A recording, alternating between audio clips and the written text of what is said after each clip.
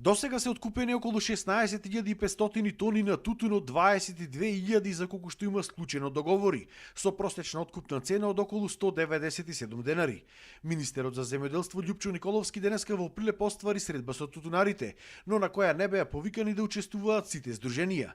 Николовски истакна дека оваа влада постигнала досега најмногу за тутунопроизводителите, но не даде конкретен одговор дали со измените на законот за тутун ќе му се дадат поголеми права на Сојузот на земјоделски здруженија, како меродавен представник на тутунарите да има поголеми права при договорањето и утврдувањето на цената на жолтото злато, што е од суштинско значење пак во иднина да нема незадоволства. Овој подсектор во земјоделството особено знае дека ние сме влада која што сме ги завршиле или реализирале сите нивни барања и ветувања и со промена на модел на субвенционирање и со промена на законски решенија и секој пат кога е било потребно и со 5 милиони евра повеќе пари минатата година во време на ковид. Тоа покажува дека сме постојано на терен, дека ги слушаме тутунопроизводителите.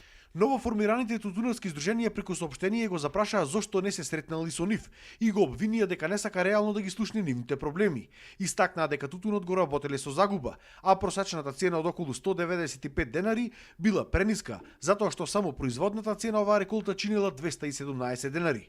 Обвинувања кон Николовски упатија и од ВМРО ДПМНЕ. За подсетување, Љупчо Николовски ги излажа земјоделците во 2016 година. Тогаш ниту обезбеди за гарантиран откуп, ниту отвори како што ветуваше нови пазари на земјоделските производи. Ниту успешно се справи со дисбалансот на цените на пазарот. Инаку според тутунарите, ако се продолжи со оваа динамика на откуп, тутунот ќе биде откупен до средината на февруари.